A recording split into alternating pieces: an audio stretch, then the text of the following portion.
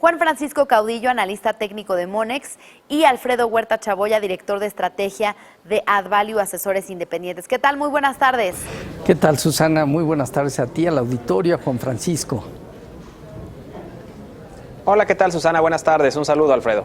Juan Francisco, durante la última semana el tipo de cambio ha experimentado una fuerte volatilidad y ha vuelto a colocarse por arriba de los 19 pesos a la espera de conocer el resultado de las negociaciones del Telecán y saber si habrá un acuerdo antes de las elecciones en Estados Unidos. Bajo tu perspectiva técnica, ¿crees que el peso podría continuar fortaleciéndose frente al dólar en lo que resta del año? ¿Y cuál podría ser el impacto de no llegar a un acuerdo definitivo del Telecán? Sí, Susana, buenas tardes. Como bien comentas, pues el tipo de cambio ha logrado colocarse nuevamente por arriba de los 19 pesos, luego de que la semana pasada viéramos mínimos interbancarios en 18,40. En ese sentido, pues rápidamente desde los mínimos de la semana pasada, al inicio de esta, el tipo de cambio llegó a alcanzar niveles de 19,37, lo que acumuló en ese momento un avance del 5% o una depreciación del 5% para el peso, esto con el movimiento desde 18,40 hasta 19,37.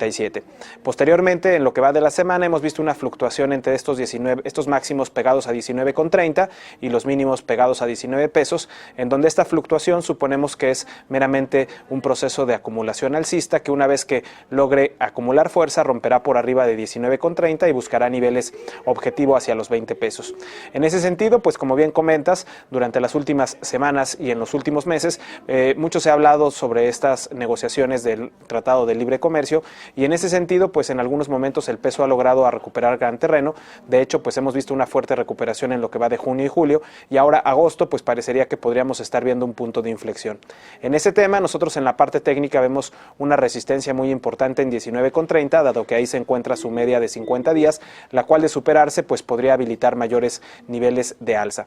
En lo que respecta a los resultados de la negociación, nosotros pensamos que la parte positiva o favorable de lo que se ha comentado y lo que se ha hablado en las últimas semanas ya está incorporado, y de hecho lo vimos con los mínimos en 18,40 como te señalaba la semana pasada, y en ese sentido pues pensamos que de darse un arreglo podría evidentemente no llevarlo más allá de ese nivel. Pensamos que los niveles de soporte de 18,50 son sólidos y que más bien si no se llegara a un acuerdo o si este acuerdo no fuera lo suficientemente bueno como se esperaba, pues podríamos ver rompimientos hacia los 20 pesos en un principio.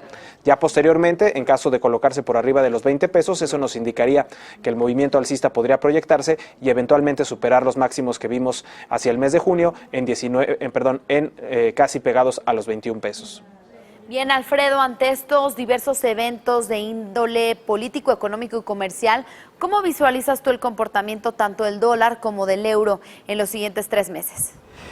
Claro que sí, Susana. Bueno, es importante comentar que todo este efecto que hemos visto del conflicto comercial ha venido fortaleciendo el movimiento del dólar en términos generales. Lo hemos visto contra la divisa china, el yuan, el euro ha venido cediendo terreno, y desde nuestro punto de vista la condición de crecimiento y la propia actividad que experimenta Estados Unidos, así como la posible normalización de las tasas de interés que traen una inercia de incrementos graduales cada trimestre, pues está llevando a que el dólar continúe con este movimiento de alza. ¿Qué es lo que estamos esperando? Bueno, pues que este índice dólar contra la canasta de divisas esté buscando niveles cercanos en primera instancia a estos 98 puntos, que es una zona proporcional, pero encaminándose hacia las 102 unidades. ¿Dónde significa o qué significan estos 102 puntos?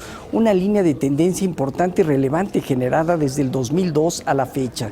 Su ruptura indudablemente llevaría a niveles mucho más arriba. Sin embargo, bueno, nuestra posición es que se acerque a ese rango de 102 unidades, que todavía significa alrededor de un 5,5% de apreciación del dólar, lo cual podría repercutir en contra del resto de la divisa. Vemos en la siguiente gráfica que, como bien comentas, el euro, esta moneda que representa alrededor del 57% dentro de la canasta de divisas, y en ese sentido hemos visto claramente un desarrollo negativo prácticamente desde niveles de 1.25 con que había estado desarrollándose a principio de año, ha venido ajustándose hasta la zona de 1.13 que llegó a registrar el día de ayer y estar hoy más cerca de 1.14. Sin embargo, la perspectiva es que vaya a buscar niveles de 1.12 en primera instancia y la ruptura de este nivel confirmaría además una formación técnica que trae negativa que lo pudiera llevar hasta niveles cercanos a 1.06. Es decir, se ve claramente una fortaleza del dólar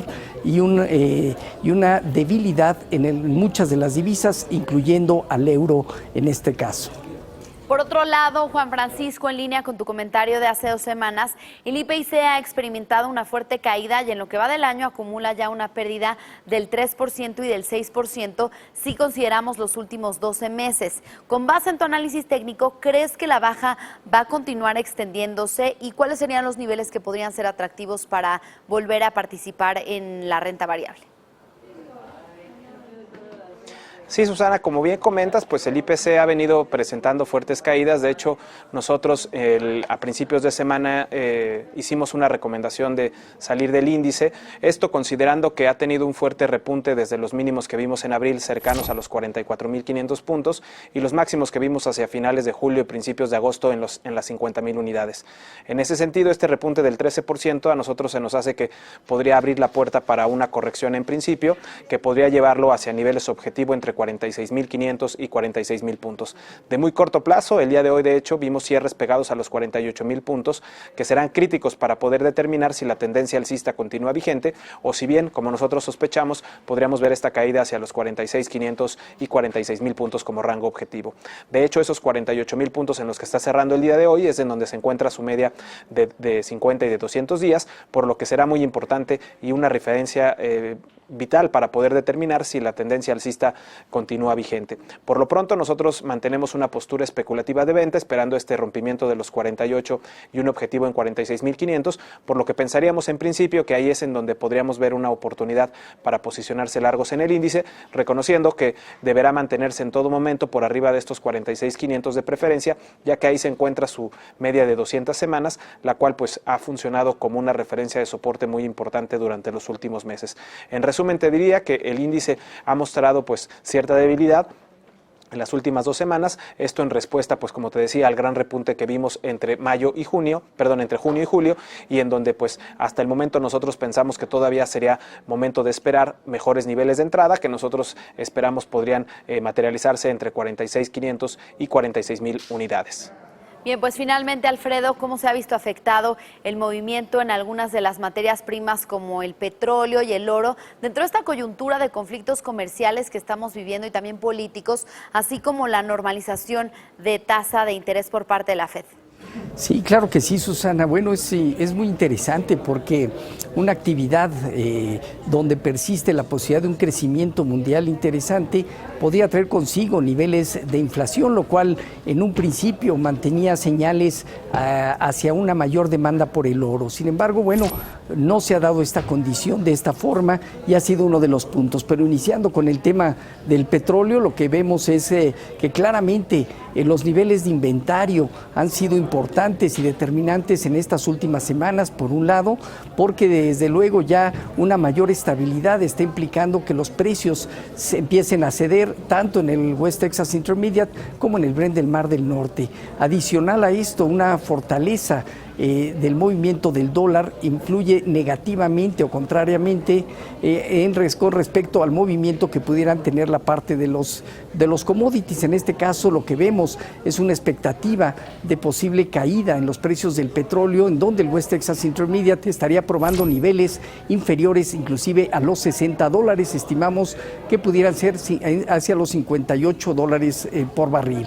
Por el otro lado, en la parte del oro, hemos visto mucho más claramente ya un dominio de venta desde mayo, en que alcanzó los niveles de $1,350 y no pudo superarlos, y de ahí ha venido corrigiendo, cuyo objetivo lo vamos a ver entre 150 y de 1.150 y alrededor de $1,120. Así que Vemos sin duda que el movimiento de los commodities seguirán viéndose afectados, una fortaleza del dólar, un alza en las tasas de interés, indudablemente jugarán en contra del movimiento de estas divisas y por lo tanto es nuestra posición ser mucho más cuidadosos, de mayor liquidez hacia lo que respecta en la parte de estos commodities.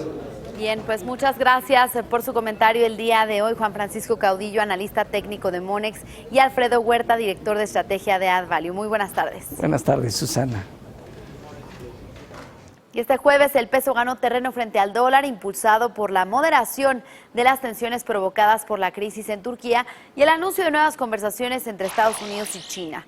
Al inicio de la jornada de hoy, el dólar se cotizaba en 19 pesos con 13 centavos. Durante la sesión